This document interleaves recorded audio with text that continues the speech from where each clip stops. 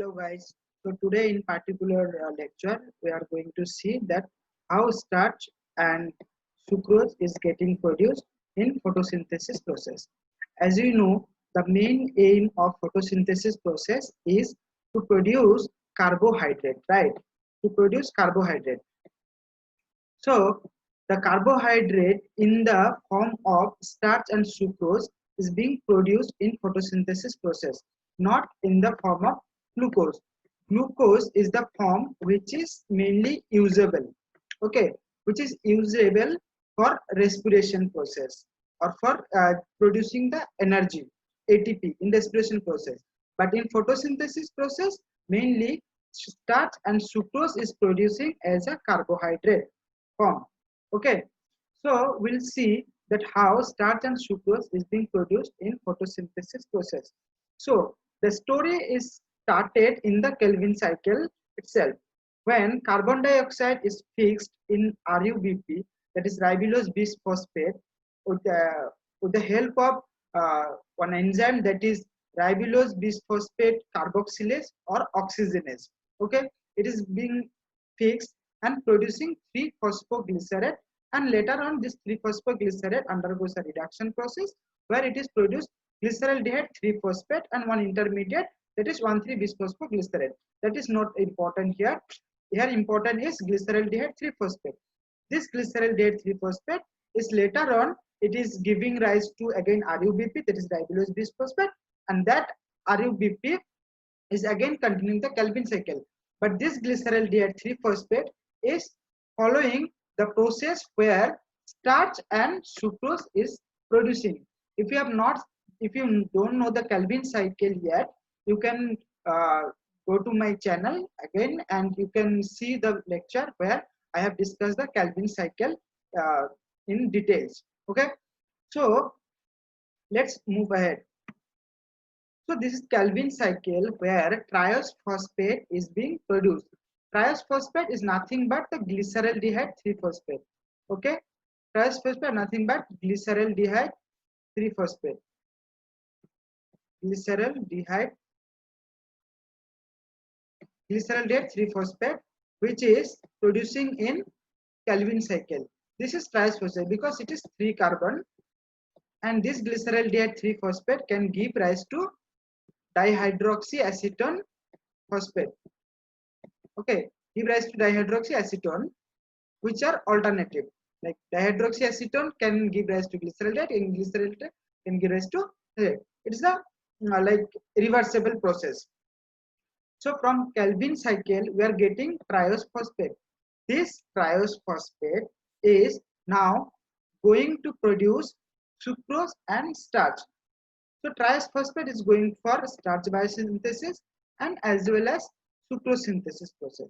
So this two compound is not being synthesized in a same place. Okay, keep in mind that both the compound is not being synthesized in a same place. Starch is synthesized in chloroplast, where sucrose is synthesized in cytosol. Okay, and as you know that Kelvin cycle where it is happening, Kelvin cycle it is happens in the stroma of the chloroplast. Okay, so starch it is insoluble carbohydrate and sucrose is our soluble carbohydrate, and these are the product of photosynthesis. So now triose phosphate is dividing in starch synthesis process as well as sucrose synthesis process, and the locations are different. So now we are going to see that how triose phosphate is following both the process. Okay. So look at this diagram, particular like pathway. There is two pathways. Okay. First we'll see this upper one.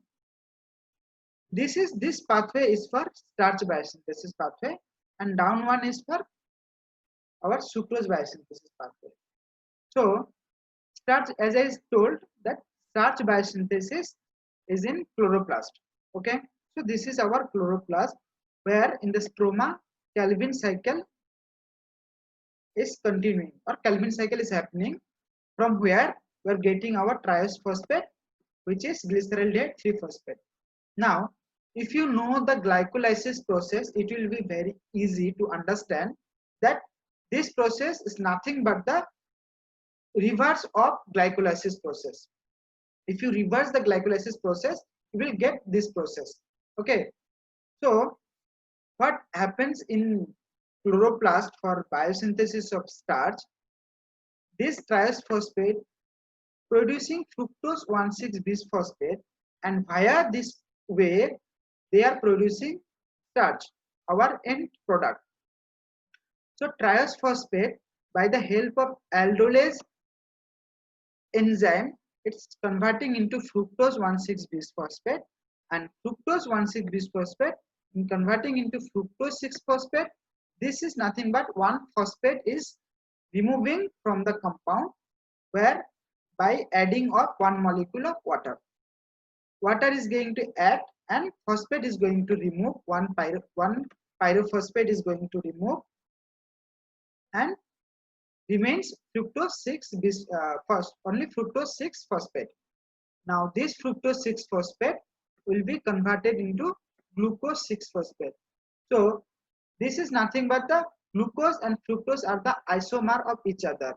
So the enzyme which is involved here, this is nothing but our isomerase. Its name is hexose phosphate isomerase. Hexose means these are 6 carbon compounds. So hexose phosphate, this means the phosphate groups involved phosphate, and isomerase, these are the isomer of each other. So it's converting the fructose 6-phosphate into glucose 6-phosphate. Now this glucose 6-phosphate, with the help of glucomutase enzyme, it is converting into glucose 1-phosphate. It is nothing but where the phosphate group, the number of phosphate group where it is located now in the 6 carbon, it is transferring from 6 carbon to 1 number carbon. So the name is glucose 1-phosphate. This is nothing but just think, here is 1 phosphate in the 6 number carbon.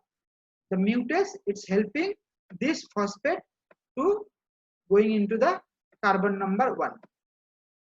Okay, so this is glucose 6-phosphate. It's just a mutation is happening and converting into glucose 1-phosphate. The enzyme is phosphoglucomutase. So what we have seen, triose phosphate, by the help of aldolase, it's producing fructose 1,6-bisphosphate. After fructose 1,6-bisphosphate is fructose 6-phosphate.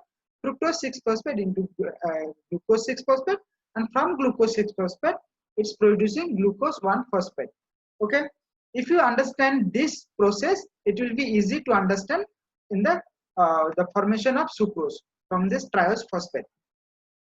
So now this glucose 1-phosphate is the intermediate compound of starch biosynthesis pathway. Okay, now this glucose 1-phosphate is converting into ADP glucose. So ADP glucose, the full form of ADP glucose is adenosine diphosphate glucose. A for adenosine,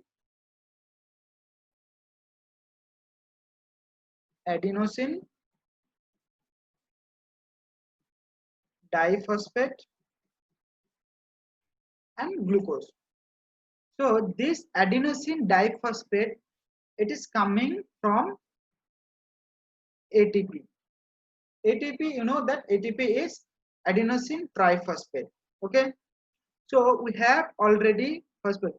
See, in this particular pathway, no need to go for the structure of the each and every compound. Okay, this is just only the outline. If you know the names and how it is happening, that is enough for your like CSIR exam as well as for your exam. No need to go for the details structure. Okay, so this ATP, adenosine triphosphate, it has one adenine group. It has one adenine group and 3 phosphate group. Okay, so adenosine triphosphate, one adenine group and 3 phosphate group. Okay, now we have glucose 1-phosphate. this adenine is going to add here in the glucose. So adenine here, diphosphate means one phosphate, we have already one phosphate, and one phosphate will be adding here. So one phosphate is present already in glucose 1-phosphate, one more phosphate is adding here, so diphosphate, and adenine is adding here, so adenine, diphosphate, glucose, and what left? 2-phosphate is left, right? From 3-phosphate, 1-phosphate is adding in glucose 1-phosphate, so 2-phosphate is left. This 2-phosphate is like leaving from the reaction as a out product. So now we have produced ADP glucose now. Now this ADP glucose is going to be produce our starch by the help of starch synthesis. Okay, we'll see this particular reaction now. See, this is our glucose 1-phosphate. Don't confuse with the structures. Okay, this is our glucose 1-phosphate. This is our glucose, and this is our phosphate. So glucose already have 1-phosphate, plus this is our ATP molecule, that is adenosine triphosphate C. We have one adenosine and 1, 2, 3 phosphate. This is alpha, beta, and gamma. No need to go for structure of adenosine triphosphate. Okay, so 3 phosphate, 1 adenosine group. Now they will be combined together. As I told, 2 phosphate is leaving. This 2 phosphate will be coming out. They are known as pyrophosphate. Okay, now this glucose 1-phosphate, it will be add this phosphate is this one and adenine. So ADP glucose, adenosine, 2-phosphate is diphosphate, and glucose. So we have produced adenosine diphosphate glucose. Okay, now for starch synthesis, we have already the chain of glucose. See, this is our already the glucose chain. This bond is nothing but it's called as alpha 1,4 glycosidic bond or glucan bond. Now this ADP glucose will be added here. This is called non-reducing end. Okay. So this ADP glucose will be adding here.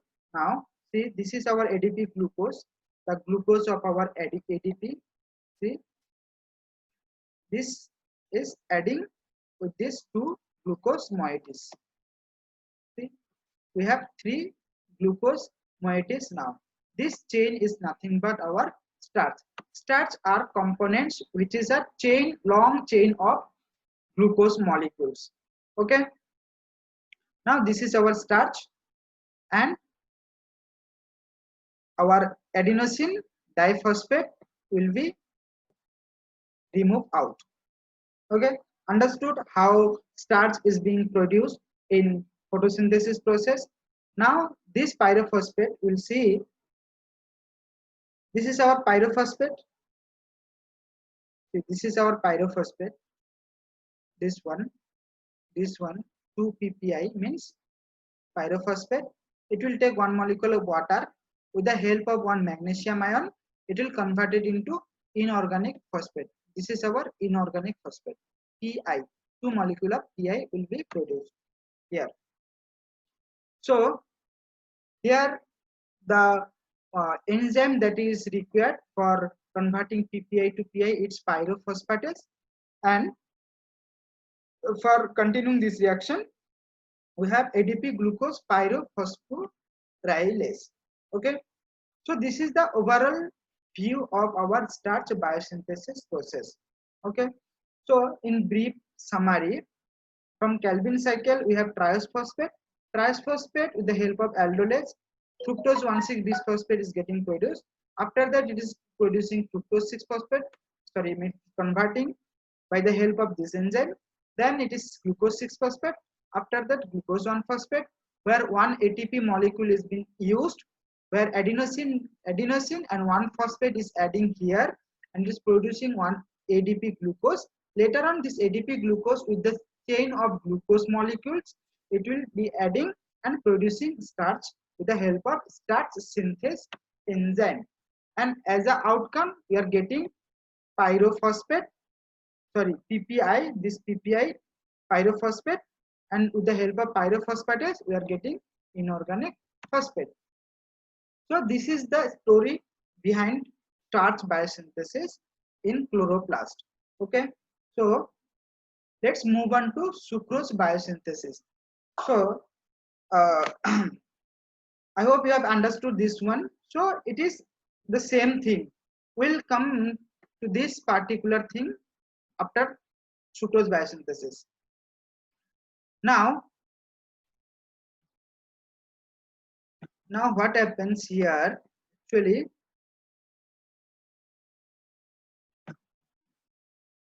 same thing, triose phosphate will be translocated here in the cytosol of the cell, okay, where the same process happens till fructose 6 phosphate. See, fructose 6 phosphate, same enzyme, same compound is being produced, fructose 6 phosphate, and glucose 6 phosphate, same glucose 6 phosphate, then glucose 1 phosphate, glucose 1 phosphate, same. No difference here till here. There is no difference. No difference in enzyme also. The difference is here. Here ATP is being used. Here UTP will be used. This is nothing but uridine triphosphate. Here is adenine diphosphate. Here uridine triphosphate. T means triphosphate, and it will be produced UDP glucose. This UDP glucose will be react with fructose 6 phosphate, or it will add with fructose 6 phosphate, and they will produce sucrose phosphate. Okay, we know that sucrose is the compound of glucose and fructose. Okay, sucrose is nothing but the combination of glucose and fructose. Both the molecule produce sucrose.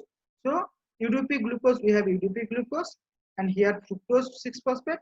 This UDP glucose and fructose 6 phosphate together they will form sucrose phosphate by the help of sucrose phosphate synthase enzyme. Later on, this phosphate will be removed by the help of phosphatase enzyme, that is sucrose phosphate phosphatase enzyme. See, phosphate is being removed and we are producing sucrose molecule here.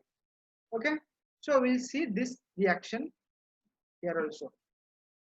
See, this is our UDP glucose, this is our fructose 6 phosphate.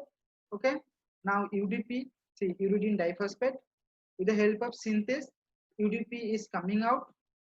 See, UDP is coming out, and we have sucrose 6 phosphate. This is our glucose, this is our fructose, and this is the bond, that is beta 1 for glycosidic bond. Remember, in sucrose we have beta 1 for glycosidic bond, and in starch we have alpha 1 for glycosidic bond. Okay, so this is how sucrose is producing. In a brief, triose phosphate is coming into cytosol.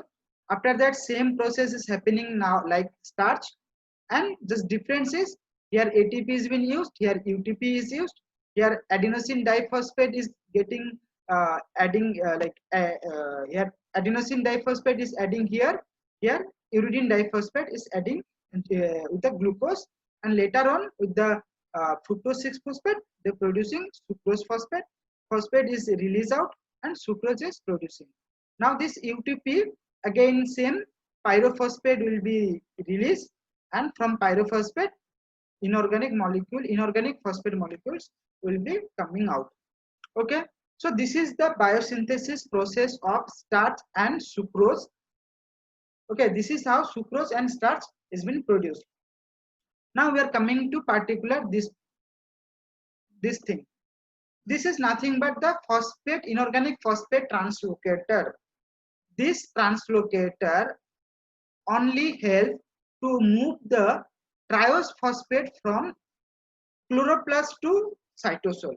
Okay, if this translocator only helps the triose phosphate to move from chloroplast to cytosol, and the regulation means the control of producing starch and sucrose.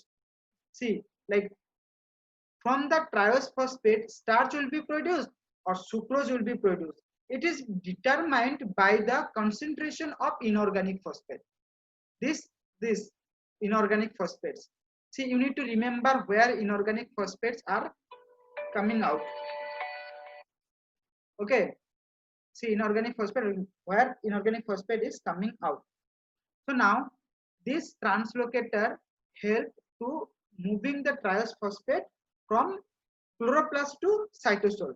Okay, and the concentration of the inorganic phosphate determined the that whether starch will be produced or whether sucrose will be produced.